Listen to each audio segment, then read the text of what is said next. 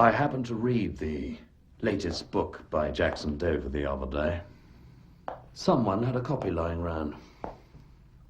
And as they take about 10 seconds to read, probably even less to write, I couldn't help but finish it. They're like one of those irritating conversations you accidentally happen to overhear where someone spouts obnoxious, bigoted opinions and you just have to sit in a corner fuming. Dover. Oh, yes. Isn't he that pseudo-intellectual pulp thriller writer? What really annoys me about him is his veneer of sophistication. He throws in a few classical allusions, and everyone sits up and says, how clever. But really, underneath the gloss is just another regurgitated yarn about real men and stupid, stacked blondes who wander around with come-hither eyes and legs like giraffes, having as many thoughts in their pretty little heads as there are in a bowl of cornflakes. Yes, the way that Dover and the other buffoons like him have hijacked classical art is ironic. Because it is specifically they who have killed off great poetry. I mean, people today, they get bored if they come across a work without its quota of sex and violence. Dover's characters talk so much with their guns, they can barely talk with their mouths. Yes, it's really quite surreal. Someone only has to be given 2 lumps of sugar in their coffee instead of 3, and they immediately reach for their pistols. Oh, God. I'll get it. There really should be a warning on his novels. Any relationship between this rubbish and real life is entirely down to the reader's sick imagination. Yes? Please, no.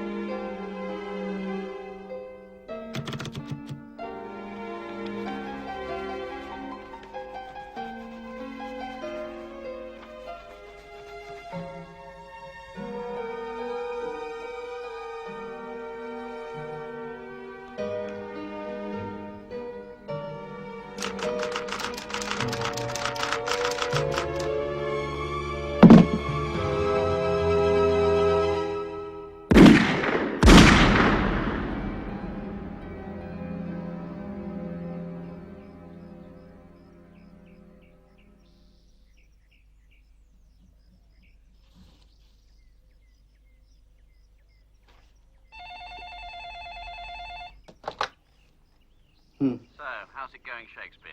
Manuscript ready yet? Hello, Brian. Listen, Shakespeare had other people's stories to work with, you know. Me, I've got to start from scratch. Are you busy right now? No, not really. I'm just reading. Oh. Anything interesting? One of my own humble masterpieces, actually. You've got your devoted followers for that, Dover. You just carry on writing the books. That'll keep both our bank managers happy. Well, what do you want? Fancy a quick drink? Come on. If you're reading your own stuff, you can't be that busy. Well, I was getting ready to kill someone. But I suppose that can wait. I'll pick you up in 20 minutes. Be ready.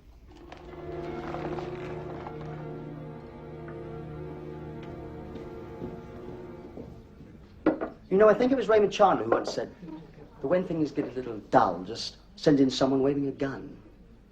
So what's this one about? Another psychological thriller with the psychological element cunningly missing? I used to think I was my own worst critic, you know, until I met you. Cheers. Cheers. Actually, this one's about a female assassin. Tall, blonde, terminal. Sounds a bit cliched to me. I like it. Thank you. No, this particular femme fatale is the physical embodiment of Calliope. The Greek muse of epic poetry. Anyway, she's become some sort of literal avenging angel. The muse of the thriller writer. For all thriller writers. Why do you have to slip in all these classical allusions? Let me guess, this Calliope. She wears a trench coat and sunglasses. Like that.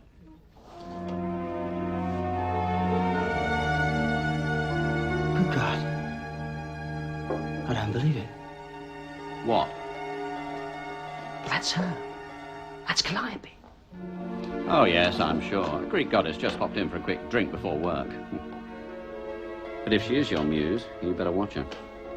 Why?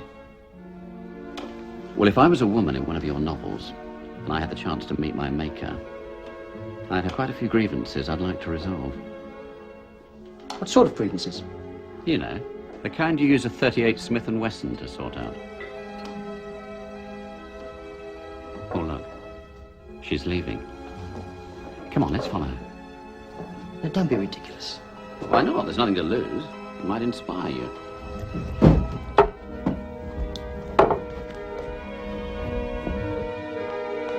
Maybe she really is your muse.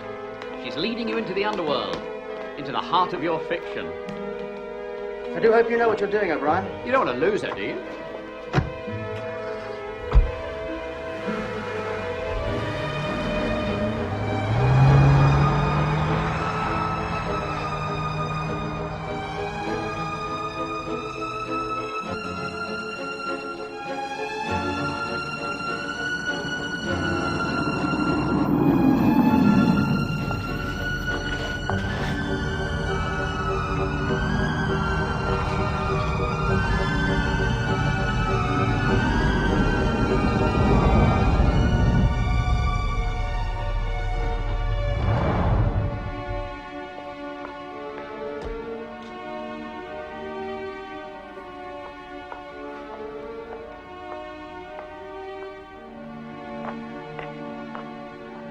Oh, look, she's going shopping.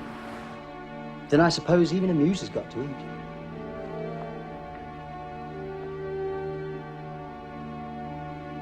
A muse working in a supermarket. Poignant. Very poignant. Laid on with a trowel, but poignant. It's your fault she works there. You created her. Certainly shatters the illusion, doesn't it?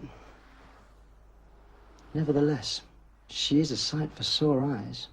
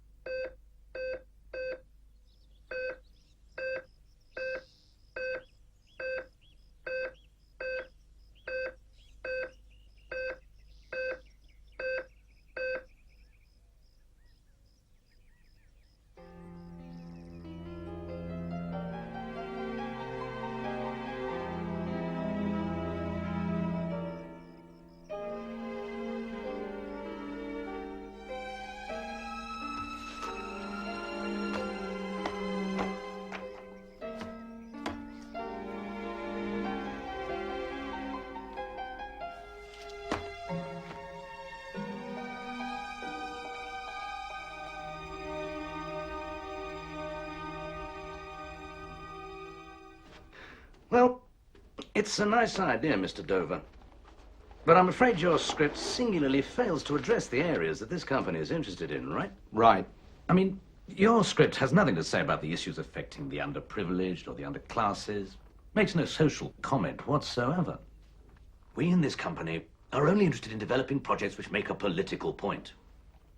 It's not really a human interest picture, is it? And what relevance does this film have to contemporary Britain? But can't you see that it's attitudes like yours that are killing this country's film industry? People want entertainment. They want escapism. If they've got all that misery in their back gardens, then why on earth should they go out and pay for it? No, you fail to recognize the power of modern cinema to cause social change, to pass comment and even judgment on a whole range of topics. And stylistically, the story should be more realistic, based on your own experiences, portraying people the way they really are. Come in. So I'm afraid there really isn't very much more to say, Mr. Dover.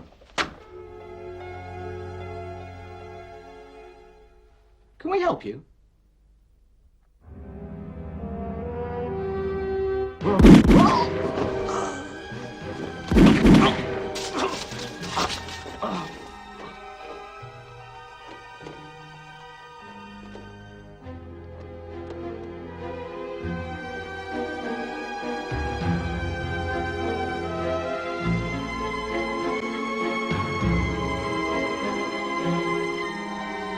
Cut!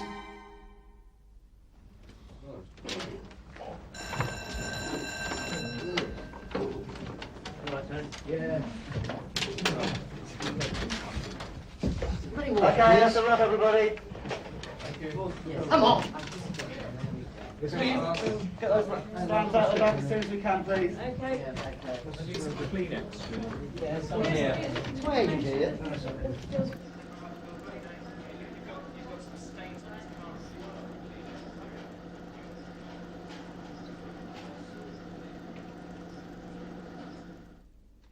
I'm not really happy with that take. I'd like an extra day to reshoot. There's no way. You're over budget and over schedule. You just have to make do with what you've got. But the violence in that scene is overdone. It should be more subtle, more restrained to increase the dramatic effect. That's the way the money wants it, and that's the way it's going to stay. Without the violence, this film will have no appeal for the 18 to 25s. But the public mood is changing, and they want to see films with depth of character today, not just superficial violence for the sake of violence. Listen, if you want to keep working in this industry, remember, he who pays the piper calls the tune. In fact, in this next scene, I think we should increase the number of killings. What do you think, Jackson? Yes, well, that's typical of the studio mentality that I've come to expect. No. He's very happy with whatever you think the film needs. But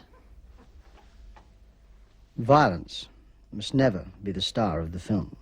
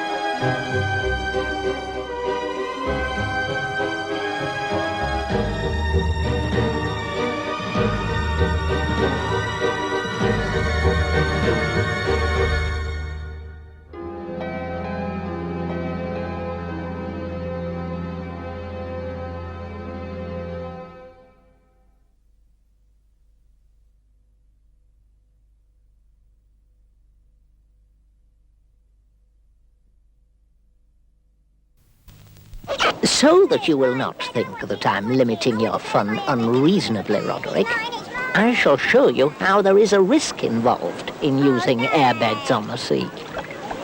In the first place, the airbed is not a boat and cannot easily be controlled. Wind, current or tide can rapidly carry you away from the beach and out to sea. You will then have no means of getting back. If then you should fall off and have to try and swim after it, you will find it very difficult to regain. Mom! Never use an airbed where wind, waves and tides can take it and you into danger.